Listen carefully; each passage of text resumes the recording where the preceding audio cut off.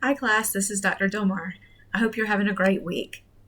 I wanted to start off before we jump into our notes with just reiterating a couple of thoughts that I put into the announcement, but sometimes when you read, you may miss the essence or the tone, or maybe even just miss the message. So I thought I would start out in the recording with talking to you about something that I really want you to hold on to as you complete this class. And that's that this is not a typical class where you are memorizing a lot of things and then you're taking a test on what you've memorized. You're not learning things that you take a test and you have to be able to transfer it without support. This math is more along the lines of reminding you of some foundational skills, exposure to the curriculum, the content, but really being able to touch and manipulate the math a number of times so that you freshen up on some skills. And that's why all of the assignments, even the midterm and the final, are set where you can take them multiple times. You're not always going to read the textbook, participate in activities, and then make an A the very first time because your textbook is set up to be intuitive and responsive to you and provide you resources so that as you do the work, say you did a quiz and you got 8 of the questions right, but not the last 2. You're only focusing now on those last 2 questions. So your work is set up where you will take it multiple times, and it's not like a failure or something bad if you don't do well the first or second time. It's okay. You are engaging in the work because you're learning, you're seeing what doesn't work. A lot of times in math, it's what we call productive struggle. I know it doesn't necessarily feel good, but productive struggle means that you're figuring things out, and the only way to figure things out is to not get the right answer. It's making your brain kind of click, right? Is making all the neurons and electrons fire so that you can figure things out. So I just don't want you to beat yourself up with feeling like, oh, I took this quiz and I didn't do well. That's why it's set to take it multiple times, because you learn from your mistakes. I think that's probably the best way to say it, is you're learning from your mistakes. With that being said, there's plenty of resources. I've included a reminder about the resources in the announcement with this video. Also, so kind of turning to a different point about being successful in the class, I do suggest that you consider printing out the notes and having them in front of you, or maybe having videos open as you complete work so that you can follow along step by step. Math really is a language, and we spoke about that a little bit in the last video, I believe it was, when we were talking about math sentences. So for example, the language here today that I'll start with is important, and you want to have that in front of you. Reading the instructions, knowing what you're asked to do really helps. It focuses you up because sometimes you might be trying to solve a problem and you don't even have to solve the problem. It might be asking you for something different. So I just want to encourage you to go slow and not stress yourself out by trying to be perfect the first time. So all your assignments are set so that you can take them multiple times. And then also don't forget you have the college readiness assessment. So when you go into ALEKS, and you could click on one of the convenience links, and I mentioned those on my very first recording, that within Blackboard, you have links to your assignments in ALEKS. It takes you directly to the assignment. Those are convenience links. Pretty much it's just getting you into the ALEKS software. But once you're in ALEKS, you can play around, right? You can move from assignment to assignment. You don't have to go back to Blackboard. It's just getting you there. When you get into ALEKS, on the list that says assignments, and if you look at the top of your screen when you go to any of your assignments, you'll see an assignment tab. It gives you the whole list for all the assignments for this course. That's where your college readiness assessment is located. And remember, you're not supposed to take that all at once. I mean, you can. You have to make a 70 to pass this class, and a lot of people might make a 70 the first time you take it. But you can take it several times to get a higher score, and it's intuitive. So what it does is it takes in account what you're doing well and what you need more help with, and then it changes, and then the next time you take it, it keeps going higher and higher. So with all of that work, you can save it and come back to later. But that college readiness assessment is required to pass the class, and you must have a 70 in that, and it's not meant to be a sit down and do it all at once test. Again, you can, it's just not recommended. So hopefully some of those basics help you just to feel, like you have a good perspective and view on the class. And now I'm going to jump into some notes for today. So circles and coordinate geometry, essentially there's some vocabulary that will help you and it really will frame your thinking for solving some of these different problems. So let's look at what that vocabulary is. You may even want to take and maybe print these out and cut them to make like little flashcards or rewrite them on flashcards. Whether you print them, blow them up, cut them out, put them on flashcards, whatever. Flashcards are helpful because the more fluent you are, right, with the language, the easier it might be to understand the instructions or directions and to understand the math itself.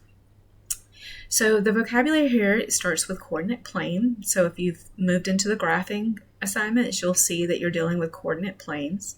And essentially that's just the kind of the sandbox for where you're playing with graphs.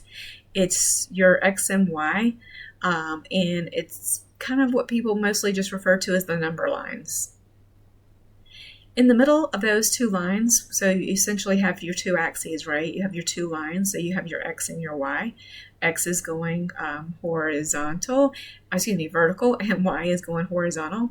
I'm to get the up and down and left and right. So your X is going from left to right, right to left. Your Y is going up and down. And so your 0, 0 point, that's your origin. So it's a vocabulary word, something to remember. I'm not going to read each of these to you, but I'll give you a moment to read these, and I'll kind of annotate anything that I think is necessary.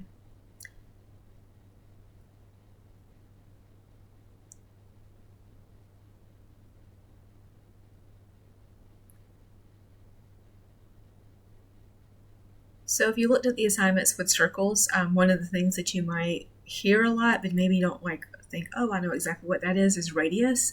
And so knowing that radius is the distance from the center of the circle to any point on the circle on the outside, that's important to know. That's probably the one that people hear a lot, but they're not 100% sure on the definition.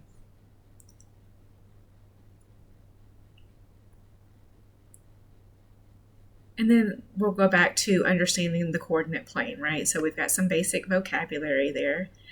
So remember I mentioned the horizontal and vertical a second ago. So X is horizontal, Y is vertical. When you have your points, you're going to write them as X or Y, and it could really be any letters, but they use X and Y because you're talking about the X and the Y axis. And there's an example there of how you would count, right? So you're counting left or right on the x-axis and up and down on the y-axis. And those two lines make 4 spaces, and those 4 spaces are called quadrants. Hopefully that basic math will help you in navigating some of those problems. Some of the problems ask you to solve for the distance between 2 points. So you're trying to find the distance between the x and the y. So there's a formula for that. So again, you don't have to memorize this formula. You just have to know what goes in the boxes, right? Now, here's a point where if the Alex McGraw material doesn't do it for you and you really need to see more examples and you want to see these step-by-step step by step on different examples, here's where you might say, hey, I can just Google Khan Academy distance between 2 points, and it's going to give you a number of examples. Because some of you, if you're like me, are visual and you want to see it over and over again, and then you kind of get the gist of it. So if you Google Khan Academy distance between 2 points, you'll see additional videos and additional examples.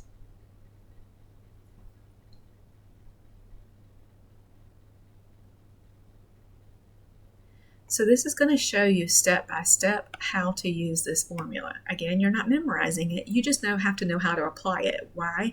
Because it's going to build those foundational skills. It's going to allow you to engage in some productive struggle. What goes here? What goes there? This is a true thinking class, but it's not about just knowing and being the smartest person in the world. It's about being able to really do some critical thinking and problem solving.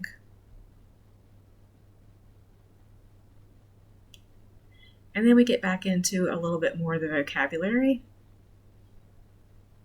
And another equation, again, you do not have to memorize this. This is an equation that will help you. You just have to know how to fill in the blanks, right?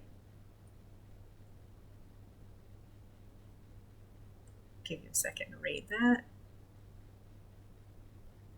So go back up. Again, this will be, the document itself will be put into your week 3. So of course you can print this out. That's what I would recommend. So now we're looking at this writing the equation. So here's the example, and you'll see that I wrote it out step by step for you.